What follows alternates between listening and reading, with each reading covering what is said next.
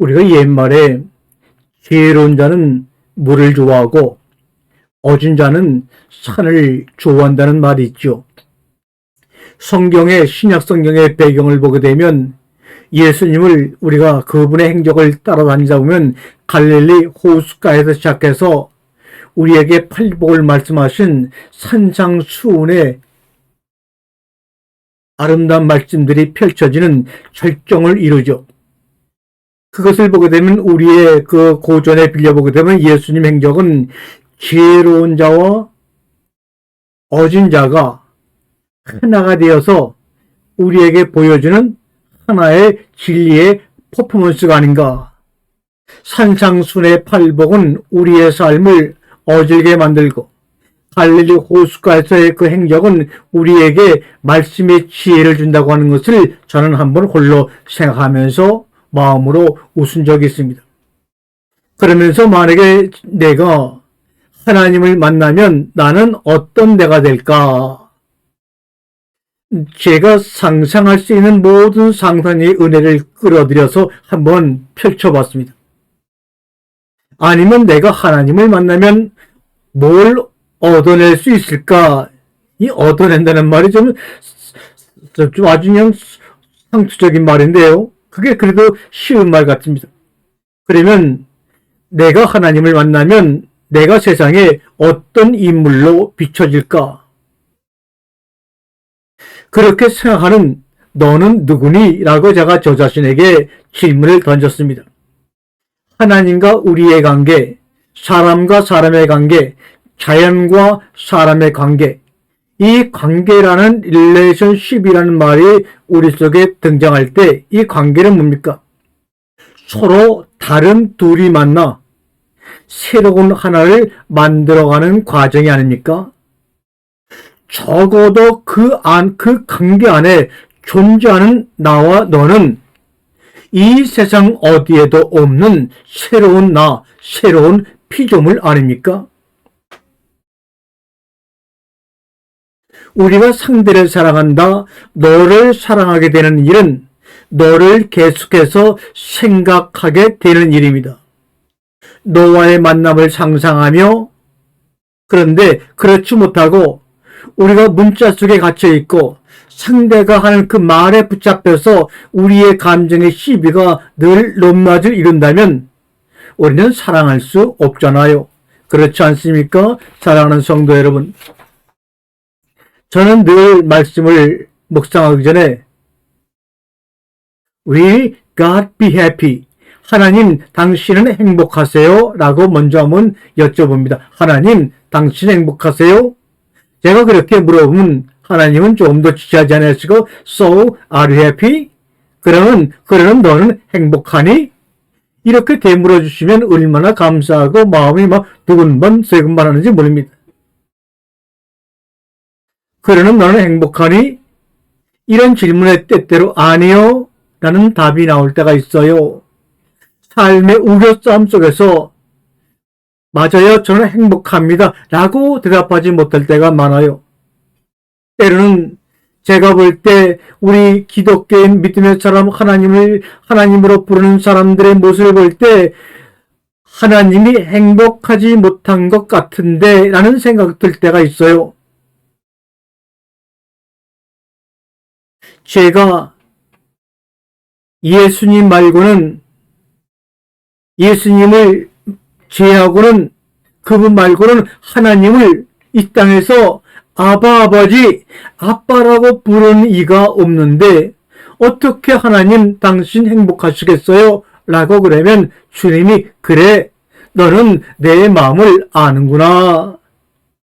이렇게 말씀하시는 그분의 모습을 생각하면 얼마나 한쪽으로 마음이 아프면서도 기쁜지 모릅니다.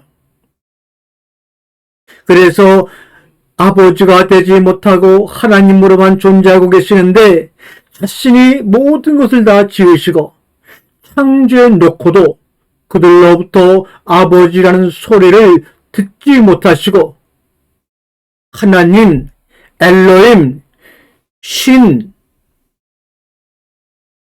위대한 여호와 라파, 엘샤다이, 여호와 샬롬, 이렇게 여호와라는 말 앞에 어떤 호칭을 붙이지 않으면 안 되는, 그러나 모든 것을 창조하신 하나님 아버지 앞에 이런 칭호, 이런 명예가 무슨 의미가 있겠습니까? 그래서 우리 하나님은 행복하지 않다고 하시네요. 아버지라 불러주는 이가 없으니 어찌 자식에게 제대로 된 이름을 지어줄 수가 있겠습니까? 그래서 아담을 지으시고 아담에게는 사람이라는 뜻의 아담만 붙었지 아담에게 제대로 된 이름 하나 지어줄 수가 없었어요. 왜요? 아담이 자기를 지으시고 낳은 하나님을 아버지라는 관계와 존재로 알지 못하기 때문에 이때 그 하나님의 마음의 심정은 어찌한지 알아보지 아니하고 어떻게 하나님은 선과 악을 알게 하는 나무의 열매를 먹으면 죽는다고 하셨을까? 라고만 원망하면 거기에 모든 우리들의 잘못을 핑계하고 떠넘기는 이러한 삶을 언제까지 우리가 지속할 것인지 참으로 안타깝고 얘기하는 마음입니다. 우리가 금요일날 예수 그리스도께서 십자가에 달려 죽으셨습니다. 예수 그리스도께서 십자가에 나를 위해 돌아가신 것을 누구도 다 부인하지 못하고 압니다. 그럼에도 불구하고 그 십자가에 죽으신 예수 그리스도의 죽음을 외면하고 내 것만 나를 위하여 나에게 필요한 것만을 위해서 서로 기도한다고 하면 생각해 보시기 바랍니다. 그런 일이 어떤 일의 결과로 우리에게 나타날지 말입니다. 십자가에 죽으신 예수 그리스도 온 인류를 하나님의 자녀로 차별하지 않으시고 품으시기 위해 죽으신 그 죽음을 외면하고 내 나라만을 위해서 내 땅만을 위해서 내 민족만을 위해서 기도하게 되면 이스라엘과 하마스의 전쟁 같은 것만 일어날 뿐이요 우크라이나와 러시아의 전쟁, 민족과 민족과 부족과 부족의 전쟁과 취지는 끊이지 아니할 것입니다. 우리가 성경에 보게 되면 기도라는 말은 프로슈코마입니다. 기도하다 프로슈코마이. 이것은 뭐냐면 프로스 무엇을 향하다는 말과 바라다 구하다는 말이 합쳐져서 프로슈코마이 기도하다는 말이 생겨난 겁니다. 그러면 어디를 향하여 무엇을 구합니까?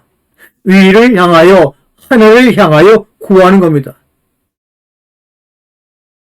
하나님의 바라심은 무엇일까요? 우리는 하나님을 향하여 무언가 구하는데 그 우리가 하늘을 향하여 구하는 것을 들으시는 하나님의 바라심은 무엇인가? 한번 생각해 본 적 있습니까? 하나님 행복하셔요?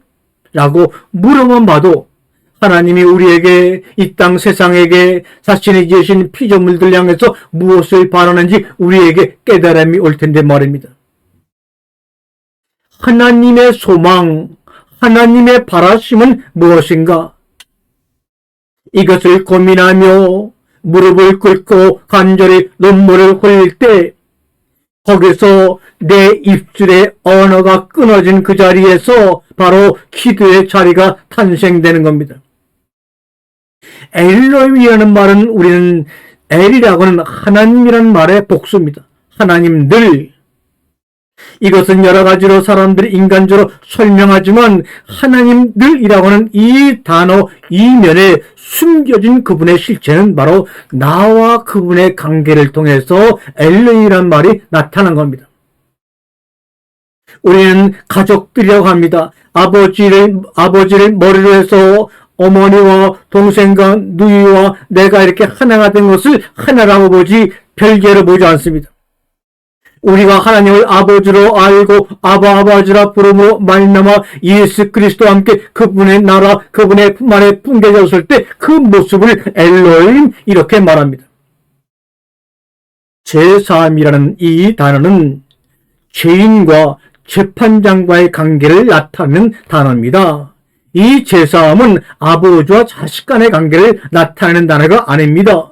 부모와 자식 사이에 말해줄 수 있는 단어가 절대로 아님에도 우리는 제사함을 그렇게 아주 넉넉히 부르고 있어요. 사랑하는 성도 여러분, start with keeping the last moment in mind. 마지막 순간을, 다시 말하면 처음 순간을 마음속에 새긴 채, 기억한 채 오늘의 삶을 시작하시기를 바랍니다. 그렇지 않으면 우리 입에서 나오는 것은 그저 우리가 섬기고 충성해야 될 하나님과 법뿐입니다. 하나님과 율법 사이에는 우리가 존재할 자리가 없습니다.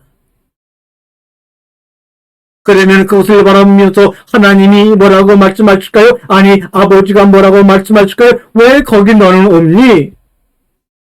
사람이 없네. 나의 자녀들은 없네. 이거 어찌하지? 안타깝구나 하는 하나님의 숨소리가 들립니다. 내게 가장 행복했던 일은 매 순간, 매 시간마다, 매 사건마다 너와 함께 하는 거였어. 떠올려도 괴롭지 않은 추억의 끝자락으로 남아있단다. 우리 하나님이 그렇게 말씀하시네요. 우리가 날마다 생명을 유지하려면 숨을 들이키고 숨을 마셔야 합니다. 숨을 들이마시면서 내 몸을 안정하고 숨을 내쉬면서 웃음을 띄웁니다. 내가 머물고 있는 숨을 들이키고 내쉬는 이 순간이 경이로운 순간임을, 태초의 순간임을 여러분 알고 계시지요? 미래는 먼 훗날의 어느 시간과 공간이 아닙니다. 미래는 바로 지금입니다. 베레스티 바라 태초에 하나님이 할 때 그 태초는 바로 여러분 앞에 열리고 있는 현재입니다. 고로 태초는 오래된 미래라고 이야기하고 있는 것이죠. 태초와 미래는 다른 사람을 기준으로, 다른 사건을 기준으로 나타나는 현상이 아니라 바로 나를 기준으로 나타나는 현상입니다. 아담과 나를 동일시하는 이유는 내가 존재하기에 아담도 존재하는 것이기 때문입니다. 아담과 나만이, 둘만이 사용하는 비밀스러운 언어, 스크립트 코드, 그것이 바로 원어입니다. 그것이 바로 하나님께서 우리에게 문자로 주신 글입니다. 히브리어가 원어가 아니라 둘만이, 하나님과 나 사이에, 아담과 나 사이에 둘만이, 셋만이 사용하는 비밀스러운 언어, 그 스크립트 코드가 바로 원어입니다. 세상의 모든 기독교를 비롯한 모든 종교 마당 속에는 사상과 교리만 있고 해석만 있고 믿음만 있고 진정으로 있어야 될 사람이 존재하지 않습니다. 거기에는 사람의 이야기, 사람의 서사시가 존재하지 않습니다. 그래서 많은 사람이 지금까지도 신화에 그렇게 매달리고 있는 것 아닌지요? 종교판에는 사상만 있고 교리만 있고 해석만 있고 믿음만 있고 하나님만 있고 아버지는 없고 사람은 없습니다. 사람이 없는 종교, 사람이 없는 말씀, 사람이 없는 율법, 사람이 없는 교리, 그게 우리에게 무슨 의미가 있습니까? 그러므로 여러분 기억하십시오. 과거를 상상하고 미래를 기억하셔야지만 우리 앞에 태초가 열리는 겁니다. 그런데 여러분이 기억해야 될 기억, 되찾을 기억이 있으신가요? 탕자는 집 나가기 전에 기억이 있었기 때문에 돌아온 것입니다. 집을 나간 다음에 기억만 있다면 아무리 노력을 해도 돌아올 수 없습니다. 우리 인생이라고 하는 것, 우리 삶이라고 하는 것은 태어남과 죽음 사이에 끊임없는 선택입니다. 그러니 사랑하는 성도 여러분, 후회 없이 도전하고 선택하고 아름답게 살아나십시오. 왜요? 누구든지 죽음이라는 새로운 삶의 문이 여러분을 기다리면서 전 너머의 세상을 보여주고 글로 인도하려고 하기 때문입니다. 하나님 가라사대 I want to know. 너에 대한 모든 것을 알고 싶구나. Everything about you. 하나님 가라사대 나는 everything about you. 너에 관해서 모든 것을 everything 알고 싶구나. want to know. 하나님도 처음 아담도 처음 자리를 왜 원죄로 막아버리고 아름다운 인간의 스토리 하나님의 이야기를 우리는 듣지 못하고 지금까지 살아오고 살아가려고 하십니까? 우리가 세상을 살다 보면 세상을 살면서 원한다고 얻을 수 있는 일이 그리 많다고 생각하십니까? 저의 짧은 세월의 경험으로 보게 되면 원한다고 얻을 수 있는 일이 그리 많지 않습니다. 우리가 기쁨은 표현이 가능합니다. 그러나 행복은 말로 하기 어렵습니다. 사랑도 말로 하기 어렵습니다. 그래서 하나님이신 예수님도 사랑을 말로 하기 어렵기 때문에 십자가에 죽으심으로 몸으로 나타내 주셨습니다. 그러므로 행복이라고 하는 것은 바로 사랑이 아닐까요? 마카리오스, 가난한 자는 행복하여라. 저희가 하나님의 나라를 얻을 것이요. 이렇게 말씀하신 행복하여라. 우리의 주신 이 몸을 통하여서 몸적 사랑을 실천함으로 말미암아 여러분이 가는 곳마다 그리스도의 편지요, 그리스도의 향기요, 여러분의 몸을 불태움으로 말미암아 빛나는 예수 그리스도의 빛으로 남은 생애를 멋지게 살아가는 바른 선택을 하시기를 주님의 이름으로 축원합니다. 아멘.